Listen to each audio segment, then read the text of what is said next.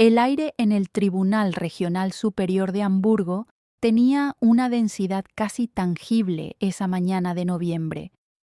Las corrientes gélidas que llegaban desde el río Elba parecían filtrarse a través de los imponentes muros de piedra, mezclándose con el olor a papel viejo, cera de madera y el perfume costoso de los abogados de élite.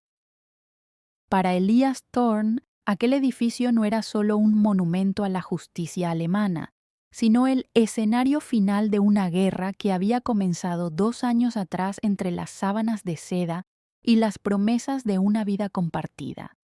Se ajustó el nudo de su corbata de seda azul oscuro frente a un espejo empañado en el vestíbulo, observando las ojeras que daban fe de noches interminables de revisión de documentos. Elías no estaba allí simplemente para defenderse de una demanda civil. Estaba allí para recuperar su alma, su nombre y el imperio tecnológico que había ayudado a cimentar desde los cimientos. Al entrar en la sala 4B, el silencio fue interrumpido únicamente por el clic rítmico de sus zapatos sobre el mármol veteado. Al otro lado del estrado, ya instalada con una confianza que rozaba la arrogancia, se encontraba Isadora Vance, la que fuera su esposa y socia, ahora convertida en la arquitecta de su ruina. No se dignó a mirarlo. Isadora lucía un traje sastre gris acero que acentuaba su postura rígida de CEO implacable. Su mirada estaba fija en los archivos frente a ella, proyectando la imagen de una mujer que ya había ganado la batalla antes de que el juez tomara asiento. Para el público y la prensa que aguardaba en los bancos traseros, Isadora era la víctima de una supuesta mala gestión financiera por parte de Elías, una narrativa que ella misma había tejido con la precisión de un cirujano. La sesión comenzó con el eco solemne del mazo del juez Steiner. Isadora Vance se puso en pie para presentar su declaración inicial, y su voz, una mezcla de seda y acero, llenó la estancia. Con una elocuencia ensayada, acusó a Elías de haber desviado fondos de Aetheris Dynamics hacia cuentas privadas en el extranjero durante los últimos meses de su matrimonio. Habló de traición a la confianza de los accionistas, de una conducta errática y de una supuesta inestabilidad mental que, según ella, lo inhabilitaba para poseer cualquier activo de la compañía. Cada palabra era un dardo diseñado para perforar la reputación de Elías. Isadora no solo pedía la revocación de sus acciones, sino también una orden de alejamiento profesional que lo borraría del mapa de la industria tecnológica europea para siempre. Sus abogados asintían con cada frase, mientras proyectaban gráficos de pérdidas financieras que, a simple vista, parecían irrefutables. Mientras ella hablaba, Elías cerró los ojos un instante, dejando que los recuerdos lo transportaran a los días en que Aetheris Dynamics era solo un sueño compartido en un modesto estudio en las afueras. Recordó las noches de desvelo programando códigos, las risas celebrando el primer contrato millonario y el día de su boda, donde Isadora le juró lealtad eterna bajo el sol de la Toscana. La traición no había sido un evento súbito, sino una erosión lenta. Isadora, impulsada por una ambición que Elías no supo reconocer a tiempo, comenzó a mover las piezas del tablero mucho antes de solicitar el divorcio. Ella había aprovechado su acceso como CEO para aislarlo de la junta directiva, sembrando dudas sobre su integridad mientras él se concentraba en la innovación técnica. La revelación de su infidelidad con el director financiero fue solo el golpe de gracia, seguido de una demanda de divorcio que lo dejó fuera de su propia oficina en menos de 24 horas. Sin embargo, el hombre que permanecía sentado en el banquillo de los acusados no era el mismo que había sido expulsado de Aetheris entre sollozos y confusión. Elias Thorne había pasado de ser un defendido acorralado a un estratega gélido. Durante meses, en lugar de hundirse en la autocompasión, se dedicó a realizar una autopsia de su propia caída. Contrató a expertos en forense digital de forma clandestina y rastreó cada correo electrónico, cada transferencia y cada acta de reunión que Isadora creía haber borrado o manipulado. En ese momento, mientras el juez Steiner lo miraba esperando su respuesta, Elias sintió una calma profunda. No iba a suplicar misericordia ni a apelar a las emociones del tribunal. Iba a desmantelar la mentira de Isadora utilizando las mismas herramientas que ella amaba, los datos y la ley. Cuando llegó su turno, Elias no se levantó de inmediato. Dejó que el silencio se prolongara hasta que la tensión en la sala fue casi insoportable. Luego, con una calma que pareció inquietar a Isadora por primera vez, comenzó la presentación de sus pruebas corporativas. No eran meras declaraciones de intenciones, sino una montaña de evidencia digital certificada. Su abogado, un hombre de pocas palabras pero de intelecto afilado, desplegó en las pantallas del tribunal una serie de registros de auditoría que no habían sido incluidos en el informe oficial de la empresa. Elias explicó, con voz firme y clara, cómo los fondos que Isadora lo acusaba de robar nunca habían salido de la esfera de control de la empresa, sino que habían sido movidos a través de una compleja red de empresas pantalla creadas bajo la firma digital de la propia Isadora y el director financiero.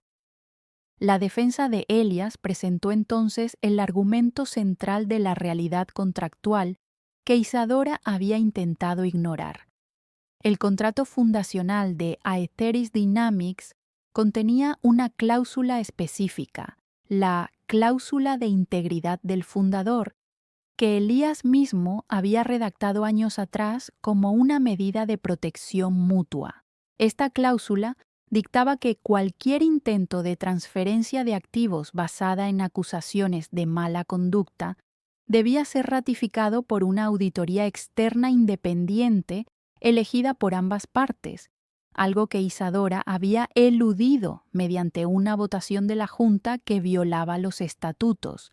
Elias demostró, con los estatutos originales en la mano, que su destitución y la congelación de sus activos eran legalmente nulas. El contrato no era un simple papel para él, era un escudo que Isadora, en su arrogancia, pensó que podría pisotear sin consecuencias.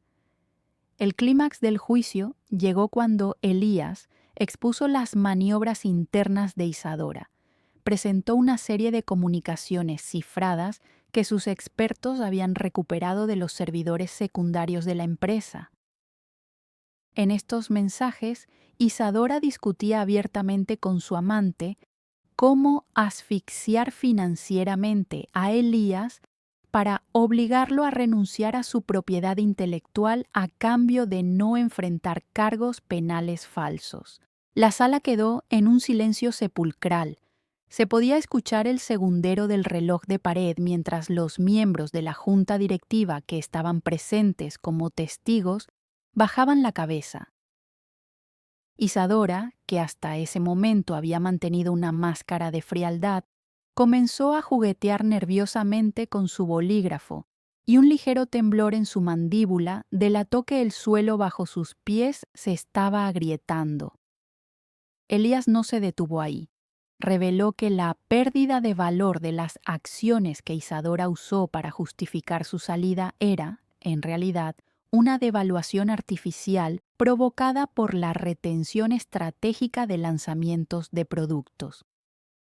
Ella había estado saboteando su propio éxito a corto plazo para purgar a Elias, planeando una reestructuración posterior que le daría el control total una vez que él estuviera fuera del camino. La precisión con la que Elias presentó estas conexiones fue quirúrgica. No había odio en su voz, solo la entrega técnica de hechos irrefutables. Estaba realizando una disección pública de la ambición desmedida de su exesposa, mostrando al tribunal que la verdadera amenaza para Iteris Dynamics no era el hombre que la creó, sino la mujer que intentaba robársela. El juez Steiner pasó las siguientes horas revisando meticulosamente los documentos. El ambiente en la sala cambió de manera drástica. El escepticismo inicial hacia Elías se había transformado en una mezcla de asombro y respeto. Isadora intentó una última contraofensiva, alegando que las pruebas digitales habían sido fabricadas, pero la certificación de la cadena de custodia presentada por la defensa de Elias era impecable. Los peritos informáticos del tribunal confirmaron en menos de 30 minutos la autenticidad de los registros. El veredicto no se hizo esperar tanto como muchos preveían. El juez dictaminó que todas las acciones tomadas contra Elias Thorne por la junta directiva bajo la dirección de Isadora Vance eran nulas de pleno derecho. El fallo del tribunal fue contundente. Elías no solo recuperaba sus activos y su posición como accionista mayoritario, sino que el tribunal recomendaba una investigación criminal inmediata contra Isadora Vance por fraude corporativo y falsedad documental. Además, se le ordenó pagar una indemnización multimillonaria por daños a la reputación profesional de Elias. Cuando el mazo golpeó la madera por última vez, el sonido resonó como el disparo que pone fin a una guerra. Isadora se quedó sentada, con la mirada perdida en el vacío, mientras sus abogados recogían apresuradamente sus pertenencias. Por primera vez en años, el poder se había desplazado, no por la fuerza, sino por la verdad. Elias Thorne salió de la sala con la misma calma con la que había entrado. En los pasillos del tribunal, la prensa intentó rodearlo, lanzando preguntas sobre su futuro y sus planes para Iteris. Él simplemente se detuvo un momento, respiró el aire frío que ahora se sentía extrañamente purificador y dedicó una breve sonrisa a las cámaras. No había júbilo en su rostro, sino la satisfacción del trabajo bien hecho. Había recuperado sus activos, sí, pero lo más importante era que había reclamado su narrativa. Su victoria no fue solo una ganancia financiera, sino una reclamación quirúrgica y precisa de su identidad como innovador y como hombre de honor. Al caminar hacia su coche, Elías sabía que el camino por delante sería largo. Tendría que reconstruir la confianza de los inversores y limpiar los escombros que Isadora había dejado en la empresa.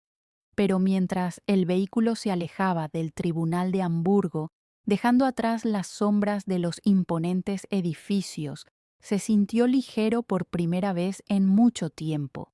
La estrategia había funcionado. La justicia, aunque lenta, había sido absoluta. La historia de su caída se había convertido, gracias a su determinación, en el prólogo de su ascenso más importante. Aquella noche, en la soledad de su estudio, Elías no miró hacia atrás, sino hacia los nuevos horizontes tecnológicos que ahora, finalmente, volvían a ser suyos por derecho propio.